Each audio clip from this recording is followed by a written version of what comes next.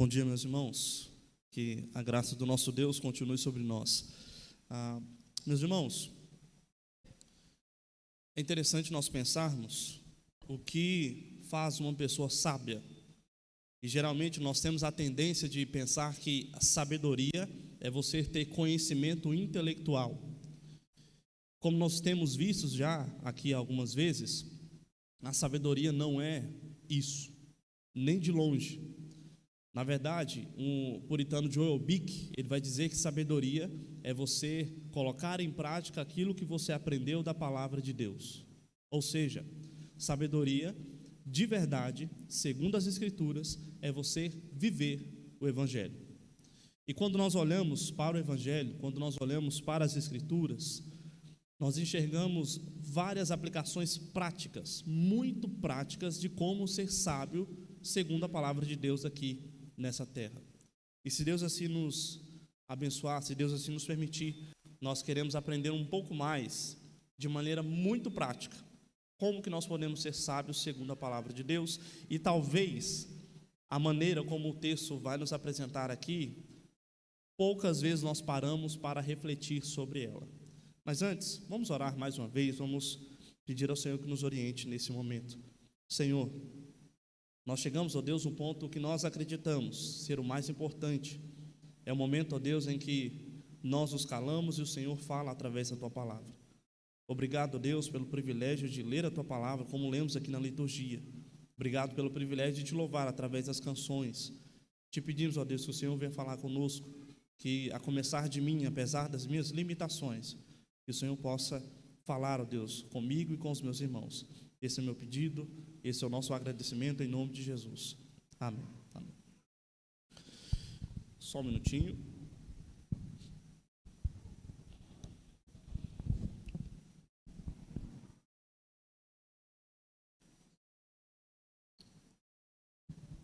Meus irmãos, o regime totalitário de Adolf Hitler, ele foi marcado na história como um dos eventos mais trágicos e sombrios da humanidade. Quando o partido de Hitler ganha o poder em um contexto de economia e instabilidade pós-Primeira Guerra, esse partido então rapidamente começa a implementar algumas políticas para controlar a Alemanha. Dentre essas políticas estão a eliminação da oposição, a censura da imprensa e a criação de leis que excluíam os judeus da vida pública. Em 1935, é legalizada oficialmente uma lei em que se caçava, se aprovava a perseguição aos judeus, a ciganos e outras minorias também. Até que então, após anos de batalhas e o avanço das tropas aliadas, Berlim cai e em 1945 o regime desaba.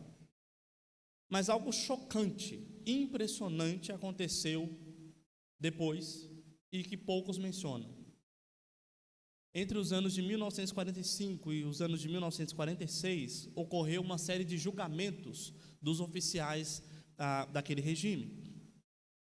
E o mais impressionante é que quando eles foram acusados, quando eles estavam diante do júri, e eles foram acusados de todos os crimes, muitos disseram: nós só estávamos seguindo ordens legais do governo alemão. Nós só estávamos cumprindo a lei. Essa defesa ela ficou tão famosa que ela ficou conhecida como a defesa de Nuremberg, que foi o nome dado àquele júri, inclusive.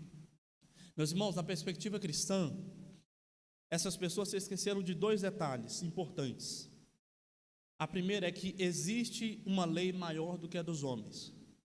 E a segunda é que existe alguém maior do que qualquer poder estabelecido. Nós veremos aqui, meus irmãos, se Deus assim nos permitir, que embora nós devamos respeitar e obedecer sim às autoridades, todos, um dia, todos nós, prestaremos contas ao Rei dos Reis e ao Rei dos Presidentes.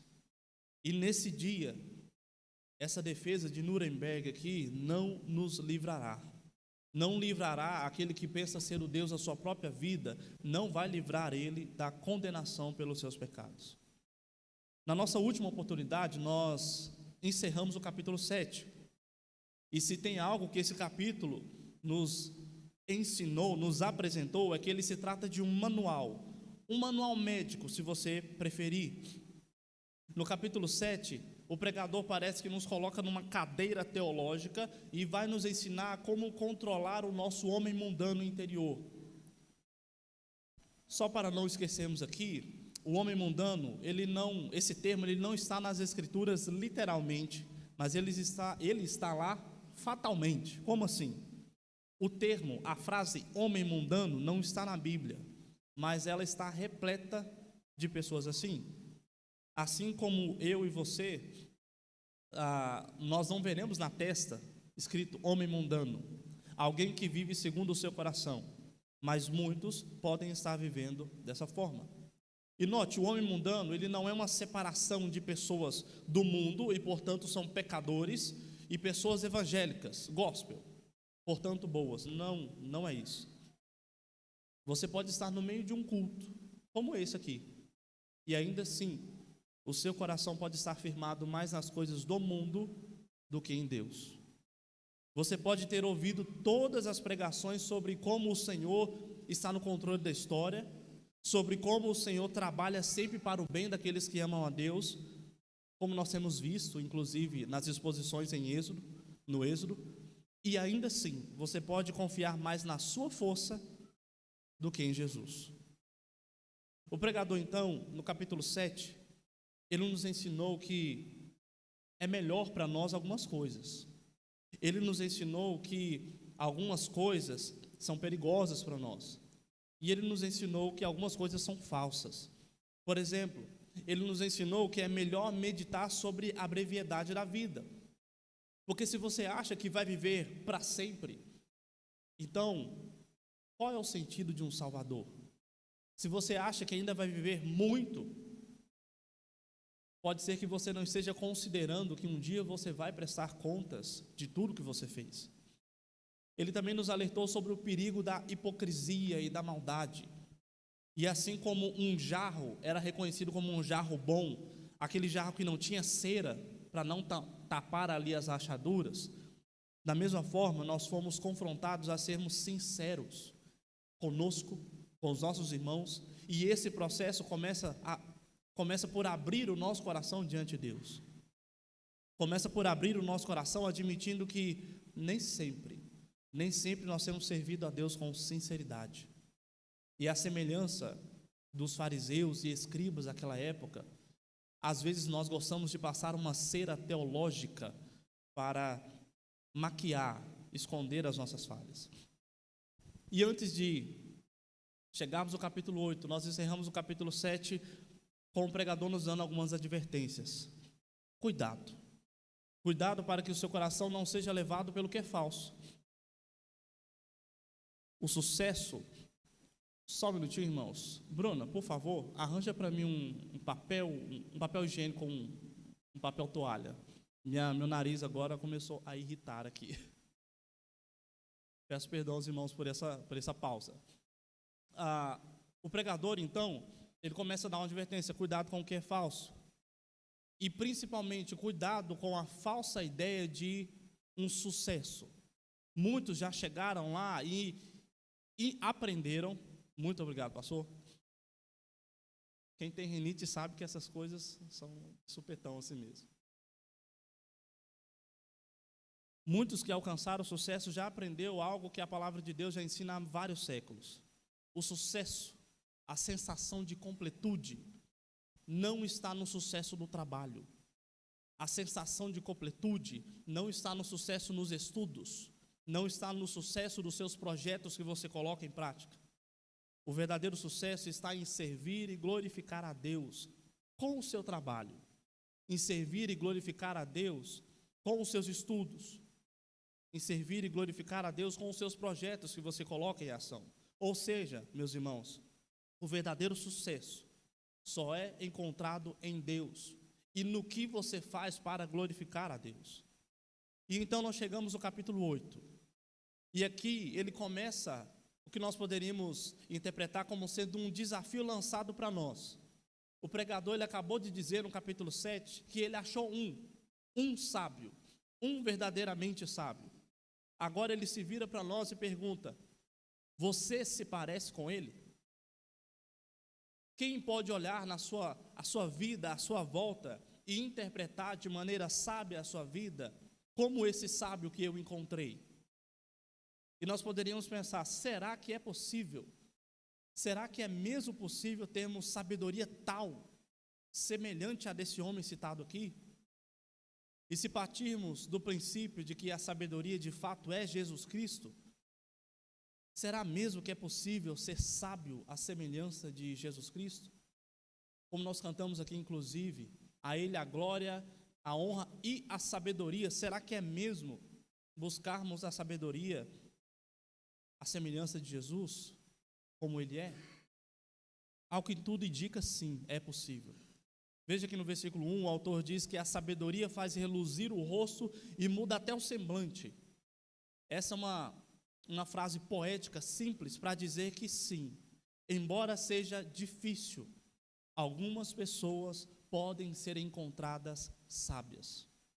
E mesmo se a proporção for de 1000 para 1, isso significa que ainda existe um pequeno povo, ainda existe um povo diferente, que procura viver em sabedoria, que procura viver segundo o Evangelho. Pensando nisso, meus irmãos, eu quero trabalhar rapidamente com os irmãos como ser encontrado sábio segundo Jesus. E nós veremos que o sábio segundo Jesus, ele vive em obediência a Deus e ele reconhece as suas limitações. O primeiro ponto, o sábio vive em obediência a Deus. Perceba que depois do pregador nos desafiar e perguntar quem é sábio, quem é semelhante a esse homem que eu encontrei, ele agora começa a passar algumas características importantes de alguém que é verdadeiramente sábio. E a primeira delas é a obediência às autoridades constituídas. E isso é muito importante.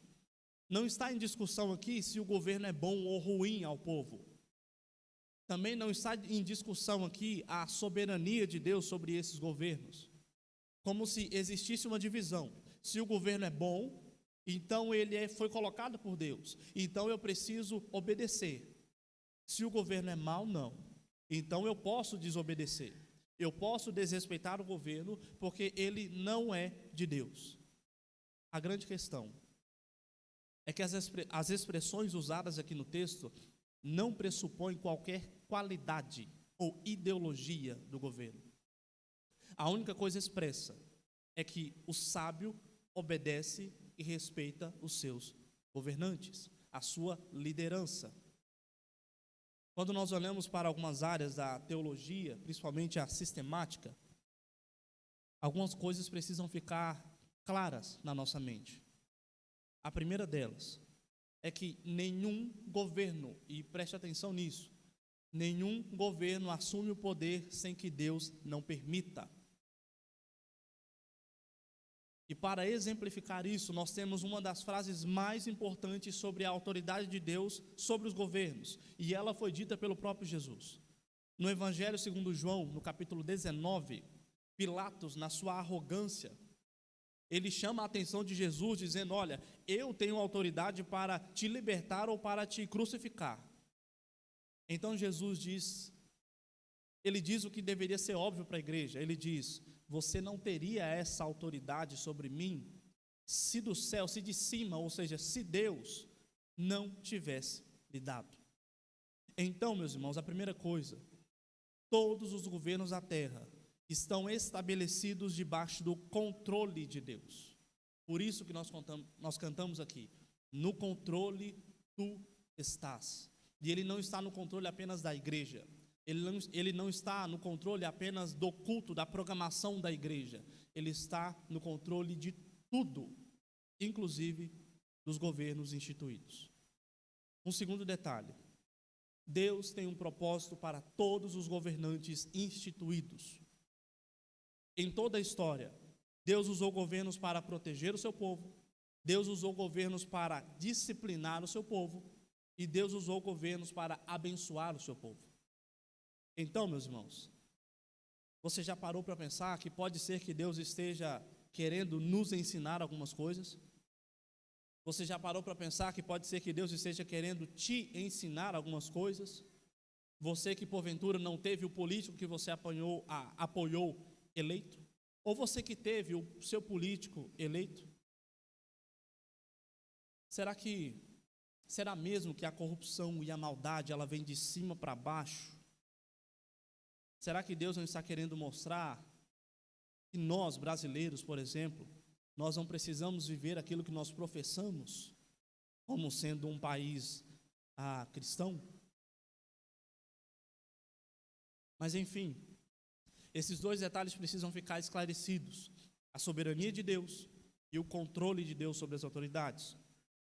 Mas agora o pregador nos dá dois motivos para obedecermos às lideranças, às nossas lideranças. E ele começa pelo motivo mais importante.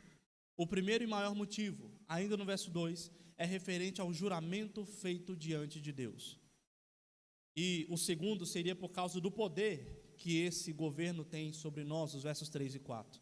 Ou seja, nós devemos obedecer e respeitar os nossos governantes porque servimos ao Rei dos Reis. E o Rei dos Reis nos ordenou obedecer e respeitar os nossos governantes. E também devemos lembrar que os nossos governos também possuem o poder sobre nós. E, portanto, eles podem punir os desobedientes. E aqui eu tenho que deixar algumas coisas bem claras. O nosso dever de respeitar ao meu governante, não é porque ele tem nenhuma característica intrínseca nele. O texto vai deixar muito claro aqui que a minha obediência às autoridades é por causa de Deus. O que isso significa? Deixa eu ser mais claro. Isso significa que um cristão, ele não adora o governante e por isso ele o respeita. O cristão, ele adora a Jesus e por isso ele respeita o governante. O cristão, ele adora a Deus e por isso ele obedece a Deus respeitando os governantes. Sendo assim, meus irmãos, pouco importa se o meu governo é de direita ou é de esquerda. Ele chegou lá pela permissão de Deus e Deus me ordena a respeitá-lo. Em hipótese nenhuma, o respeito e a obediência a um governante deve ser motivada por uma adoração ao governante em si. Isso é idolatria. Por isso é que nós devemos tomar cuidado com os extremos. Eu odeio fulano porque ele é contra a ideologia que eu defendo, e por isso eu não vou respeitá-lo, eu não vou orar por ele.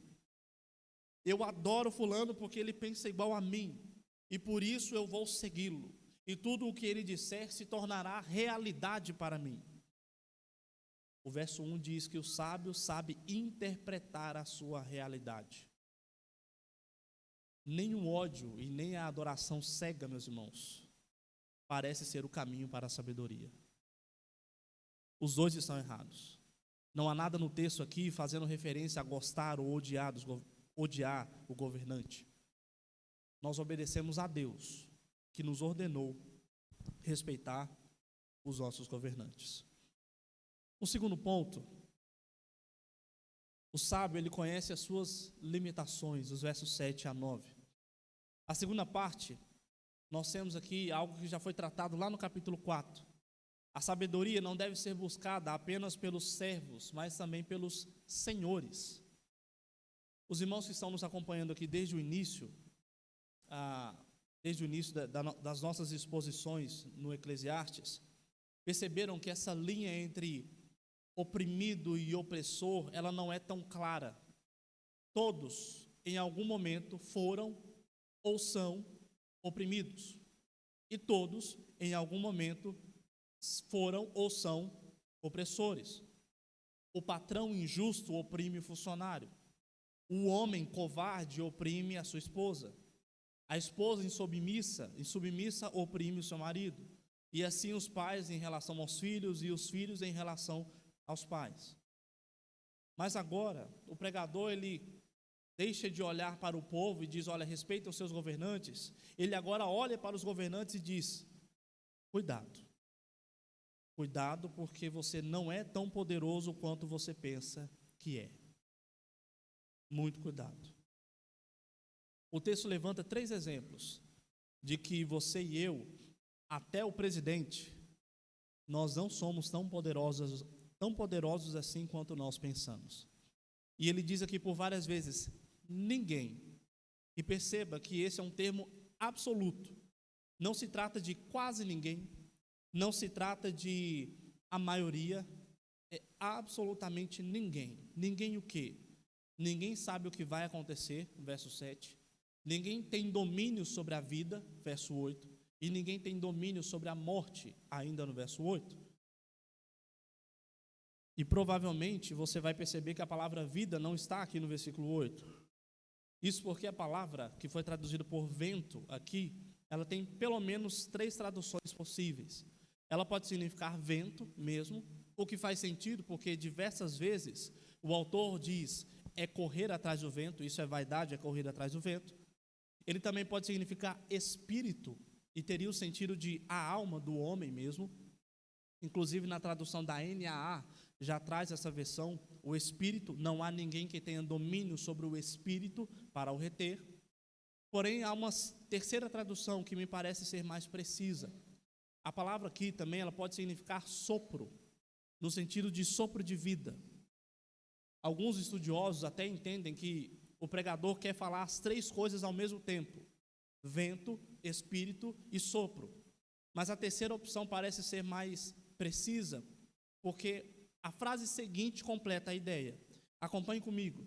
Não há nenhum homem que tenha domínio sobre o sopro de vida, sobre a vida, para o reter. Nem tampouco tem ele poder sobre o dia da morte. Ou seja, a ideia completa é que nenhum homem, por mais poderoso que ele seja, ele tem o poder sobre o dia do seu nascimento e ele tem o poder sobre o dia da sua própria morte. Meus irmãos, não há nada mais fatal para o homem do que se esquecer das suas limitações, do que se esquecer de que ele é fraco. Na maioria das vezes que nós nos esquecemos que nós precisamos de Deus, são naqueles momentos em que nós nos achamos poderosos demais para ter um Deus. No século XIX, um historiador britânico chamado Lord Acton, ele cunhou uma famosa frase: o poder corrompe, e o poder absoluto corrompe absolutamente. Porque, segundo ele, conforme o homem adquire mais poder, ele vai se esquecendo do seu estado natural. Isso me fez lembrar de uma certa vez eu estava conversando com um amigo ligado ao direito, e eu brinquei com ele que parece que alguns juízes acham que são deuses aqui na terra. Então ele disse o seguinte: olha, você está errado. Alguns juízes não acham que são deuses na terra. Alguns juízes têm certeza que são. E obviamente nós estávamos ali brincando, não estamos generalizando, até porque nós precisamos de mais pessoas cristãs nesses cargos também. Mas a verdade, meus irmãos, é que essa frase do Lord Acton, ela é um pouco imprecisa. O poder, ele não corrompe como se o homem fosse bom e o poder vai sujando o seu coração. O poder, na verdade, ele apenas mostra o que de fato domina o coração do homem. E o poder também faz o homem se esquecer de que ele é fraco. E não pense você que é apenas o poder gigantesco que corrompe o homem. Não. Você já deve ter ouvido histórias de alguém que era ativo na igreja, serviu os irmãos, mas que quando passou a ganhar mais, por exemplo, ou a exercer um cargo maior, de maior proeminência, ele simplesmente muda a sua relação com a igreja. Some da igreja, vão de vez em quando, não servem mais à igreja e, pelo contrário, reclamam que não estão sendo servidos mais. Como um pastor certa vez que chegou ao irmão e disse: meu irmão, eu estou orando para que você perca o seu emprego. E o irmão falou: mas como assim, pastor? E o pastor respondeu: antes de você ganhar mais, você frequentava a igreja. Você dizia que, inclusive, queria trocar de carro por um carro maior para dar carona aos mais velhos para irem à igreja. Pois veio o emprego melhor, veio o salário melhor, o carro melhor, finais de semanas melhores em viagens, melhores companhias do que as companhias dos irmãos da igreja. O pastor, ele queria a sua ovelha fraca de volta.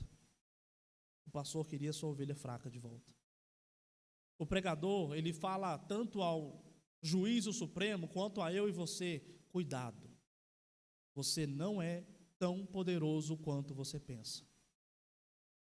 Pensemos, por exemplo, em Jesus, que mesmo sendo todo onipotente, ainda assim diz: Pai, seja feita a tua vontade.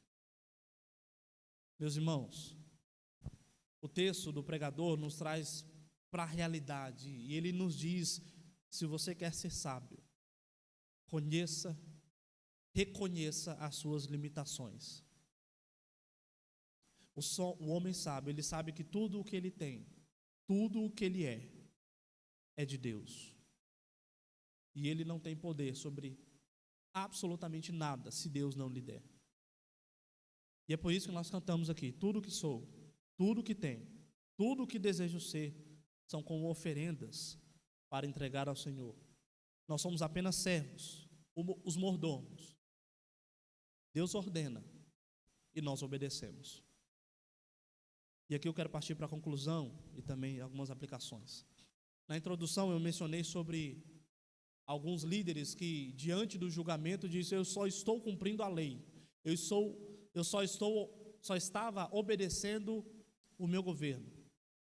Agora eu quero contar a história, uma outra história também da Alemanha nazista. Um homem chamado Helmut von Moltke. Ele trabalhava como um espião para o governo alemão.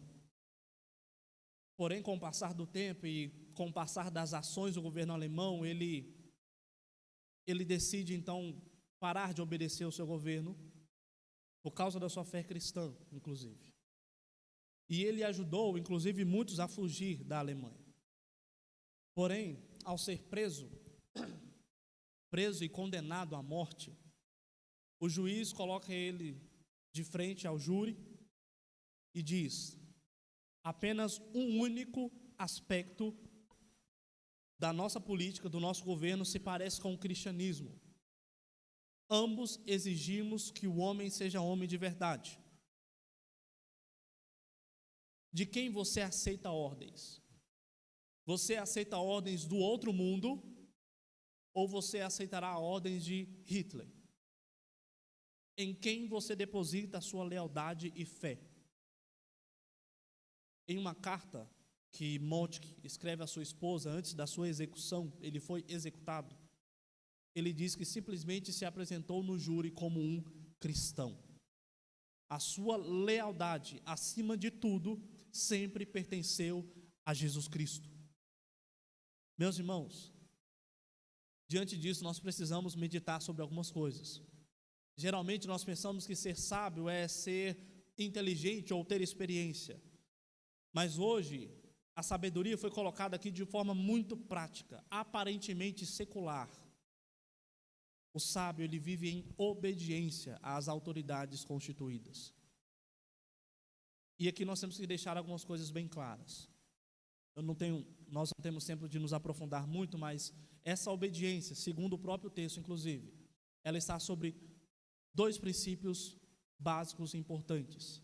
O primeiro deles é que essa obediência deve ser diante de uma lei constitucional.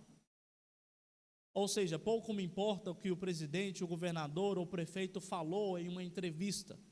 Isso não é oficial e eu não tenho a obrigação de concordar. E mesmo se for promulgada uma lei, por exemplo, de que o evangelho aqui no Brasil está proibido de ser pregado, então também eu não posso obedecer a essa lei, porque ela vai contra a uma lei maior. Ou seja, nós temos dois princípios aqui. Primeiro deles, deve ser uma lei oficial, e segundo, essa lei não pode ir contra a minha maior lei, ao meu Deus maior.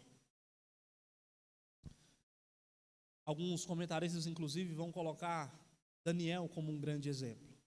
Daniel foi levado para servir a um rei pagão. E enquanto a lei era institucional e não ia contra a lei de Deus, Daniel era conhecido como um excelente servo. As únicas vezes em que ele e os seus amigos desobedeceram foi quando essa lei foi contra a palavra de Deus. E assim ele o fez. Da mesma forma, meus irmãos, eu sei que, independente da ideologia que você defende, nós sabemos que as coisas poderiam ser melhores. Nós sabemos que o nosso povo, e não somente o nosso povo brasileiro, mas o mundo inteiro sofre por causa da corrupção. Mas eu quero deixar bem claro, na verdade eu não quero deixar claro, a palavra de Deus deixa claro, que um dia todos eles prestarão contas de tudo o que eles fizeram de bom ou de ruim. Um dia eles serão colocados e obrigados a se curvarem diante de Deus. Mas acontece que você também irá se colocar diante de Deus. Acontece que eu e você também prestaremos contas do que nós fizemos. Até lá que nós possamos orar para que Deus abençoe, dê sabedoria e discernimento aos nossos líderes. E mesmo que Deus às vezes nem mude o coração deles, mas nós devemos obedecer a Deus, respeitando e obedecendo às nossas lideranças. E nós podemos aplicar inclusive aqui, no nosso contexto, respeitando pastor, diáconos, presbíteros, o pai, a mãe, os mais velhos. Essa é uma ordenança. Deus manda, a palavra de Deus ordena e nós obedecemos. Se Deus colocou também, e agora eu quero me dirigir a você que tem algum cargo, por exemplo. Se Deus colocou um cargo à sua responsabilidade, saiba que Deus vai te cobrar por isso também. Saiba que se Deus te colocou nesse cargo, seja um cargo político, seja um cargo na igreja, seja um cargo no seu trabalho, Deus vai te cobrar também. E certa vez eu ouvi não me recordo se era um político, ele tinha um cargo importante. Ele disse: só Deus pode me julgar. E o outro respondeu: e você não tem medo disso? Olha, só Deus pode me julgar, mas é exatamente por isso que você deveria ter medo. Meus irmãos, viver sabiamente é viver sabendo que Deus é o Senhor de tudo o que você tem, de tudo o que você é. E um dia, senhores, servos, governos, povo, todos prestarão contas ao Rei dos Reis e Senhor. Amém.